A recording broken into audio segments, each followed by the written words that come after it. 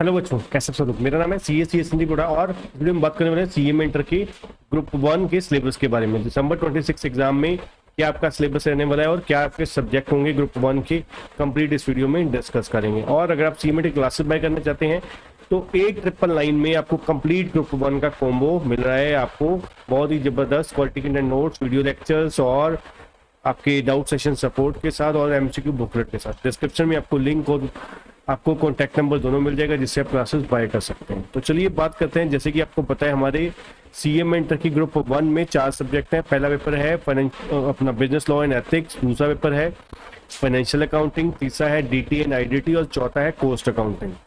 तो सबसे पहले नंबर पे हर सब्जेक्ट जो है वो 100 मार्क्स का है।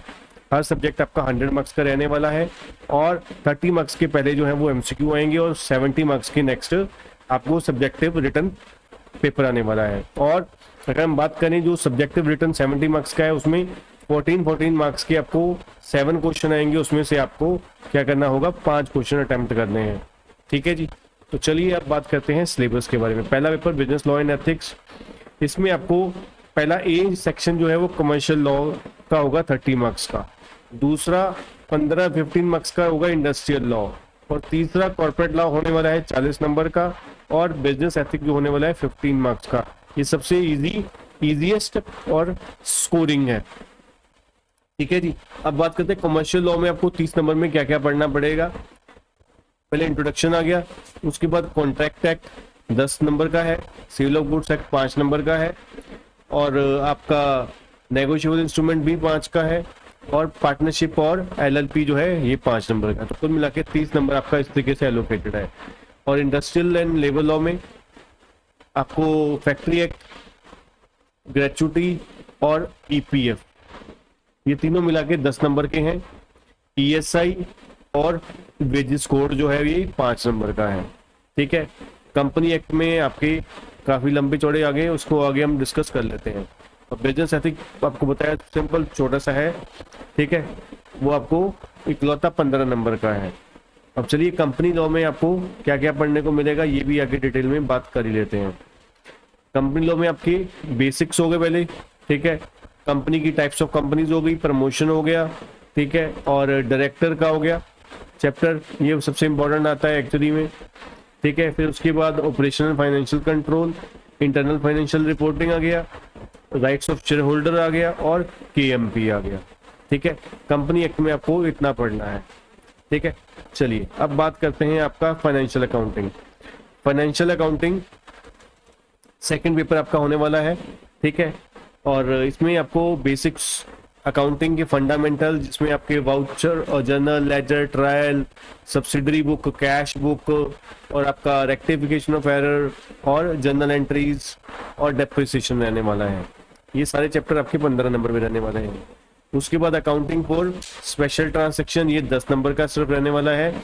इसमें 3 चैप्टर आ जाते हैं, तीनों बहुत इंपॉर्टेंट है और इजी भी है। कंसाइनमेंट जॉइंट वेंचर ये आपको सिमिलर दिखेंगे और बिल ऑफ एक्सचेंज, मतलब आप मान के चलिए एक क्वेश्चन आपको कंसाइनमेंट जॉइंट वेंचर में से देखने को मिलेगा एग्जाम में और एक क्वेश्चन बिल ऑफ एक्सचेंज का।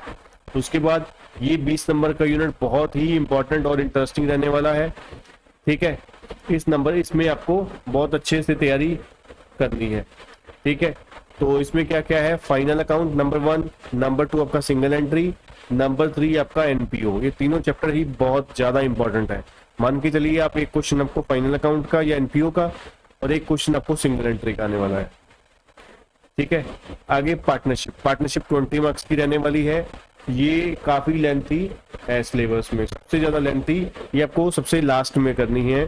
ठीक है। अगर आप सेल्फ स्टडी कर रहे हो तो पार्टनरशिप में आपका क्या क्या आ जाता है, बेसिक्स आ जाते हैं, गुडविल आ जाती है, एडमिशन, रिटायरमेंट, डेथ, ठीक है, डिसोल्यूशन, ठीक है, और अमलगामेशन ऑफ पार्टनरशिप फॉर्म्स। ये सब कुछ A to Z जो पार्टनरशिप में होता है वो है। उसके बाद 15 नंबर का ये सबसे आप कह सकते हो सेकंड लेंथी आपका सिलेबस है, यूनिट है। Lease accounting, branch accounting, insurance claim, hire purchase. इसमें से इंश्योरेंस क्लेम इजी है काफी, ये और फेवरेट भी है इंस्टीट्यूट का ऑल टाइम। और हायर परचेज, ये दोनों चैप्टर इंस्टीट्यूट के ऑल टाइम फेवरेट और ठीक है इजी में से आप कह सकते हो। उसके बाद अकाउंटिंग स्टैंडर्ड, ये बहुत ही ज्यादा हाई रेटिंग वाला यूनिट है। ठीक है। 20 नंबर में आपके गिनती के 5 AS आते हैं, ठीक है। AS1 आ जाता है आपका, AS10 आ जाता है, AS11 आ जाता है, ठीक है। और आपका AS12, AS16 और 22, सो 6 AS आ जाते हैं, ठीक है। तो चलिए आगे बढ़ते हैं। ये आपका आ गया AS1 आ गया जी, 10 आ गया, 11 आ गया, 12 आ गया, 16 आ गया, 22 आ गया, ठीक है जी।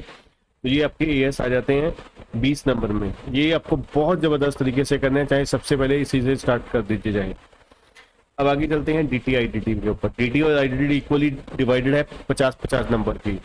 अब DT में क्या आ गया, पहले 10 नंबर में बेसिक्स हैं, फिर पांचों हेड्स हो गए 25 नंबर में आपका, ठीक है। पांचों हेड आपको याद होगा, salary, house property, PGBP, capital gain और अदर सोर्सेस। और total income and liability of individual assessment मतलब आ गई 15 नंबर में। उसके बाद IDT में आपका क्या आ जाएगा, कॉन्सेप्ट्स आ जाएंगे 5 नंबर में, और GST का लॉ आ गया 35 नंबर में, और 10 नंबर में कस्टम एक्ट आ गया। अब इसको थोड़ा सा डिटेल में भी पढ़ लेते हैं। बेसिक्स में क्या क्या आ गया, basic concepts, capital and revenue item, residential status आ गया, एग्रीकल्चर इनकम और एग्जम्प्टेड इनकम आ गया, और 5 हेड मैंने बता ही दिए आपको। और असेसमेंट में इनकम टैक्स लायबिलिटी और असेसमेंट में क्या क्या दिया हुआ है। क्लबिंग हो गया, पहला आपका क्लबिंग हो गया, फिर set off and carry forward, deduction आ गया, ठीक है। अब आपका असेसमेंट आ गया और एडवांस टैक्स, ठीक है। यहाँ पे TDS TCS आ गया। और अब आते हैं GST में। GST में क्या क्या आ गया, लेवी एंड कलेक्शन आ गया पहले नंबर पे, फिर time and value of supply, ITC आ गया, कंप्यूटेशन आ गया, registration, tax wise, return and payment आ गया, ठीक है। इसकी कस्टम के बेसिक्स आएंगे। अब चलते हैं लास्ट पेपर की तरफ, कॉस्ट अकाउंटिंग। कॉस्ट अकाउंटिंग भी अब किस तरीके से है, 40 नंबर की आपकी इंट्रोडक्शन है, 30 नंबर की मेथड ऑफ कॉस्टिंग है, और 30 नंबर की कॉस्ट अकाउंटिंग टेक्निक्स, ठीक है। अब इसमें क्या क्या है, पहले 40 नंबर में इंट्रोडक्शन में क्या क्या है। पहले नंबर पे आपका आ गया इंट्रोडक्शन बेसिक्स, जो थ्योरी चैप्टर होती है, basics of costing, introduction to cost and management accounting जिसको बोलते हैं। उसके बाद आपका आ गया मटेरियल, लेबर, ओवरहेड का चैप्टर, ठीक है जी।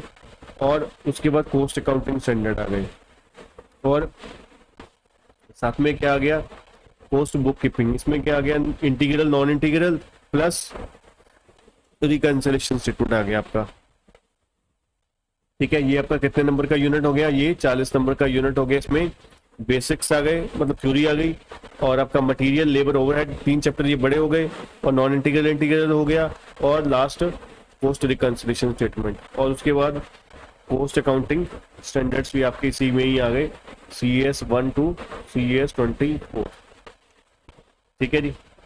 चलिए आगे बढ़ते हैं, method of costing. Method of costing में क्या क्या, जॉब, बैच, कॉन्ट्रैक्ट, प्रोसेस और ऑपरेटिंग। ये सबसे इंपॉर्टेंट है तीनों, ऑल टाइम फेवरेट इंस्टीट्यूट के, कॉन्ट्रैक्ट, प्रोसेस और ऑपरेटिंग कॉस्टिंग। उसके बाद लास्ट आ गया कॉस्ट अकाउंटिंग टेक्निक। इसमें भी सिंपल मोटे मोटे चैप्टर हैं, बड़े बड़े, मार्जिनल कॉस्टिंग, स्टैंडर्ड कॉस्टिंग और बजटरी कंट्रोल, ठीक है जी। ये आपका लास्ट यूनिट भी हो गया। इसमें से मान के चलिए हर चैप्टर में से आपको एक क्वेश्चन देखने को मिलने वाला है, ठीक है जी। तो ये आपका कॉस्ट अकाउंटिंग टेक्निक, ये आपके तीनों सब्जेक्ट हो गए, और आपको पेपर में आपको बताया 100 मार्क्स का पेपर आने वाला है, ठीक है। 40 मार्क्स मिनिमम है, और एग्रीगेट आपको 50% चाहिए पूरे CA के ग्रुप 1 में पास होने के लिए। तो मिलते हैं नेक्स्ट वीडियो में। चैनल को सब्सक्राइब भी कीजिएगा, और इसी तरीके की और वीडियोस के लिए हमारे व्हाट्सएप चैनल को ज्वाइन कर सकते हैं, डिस्क्रिप्शन में आपको उसका भी लिंक मिल जाएगा।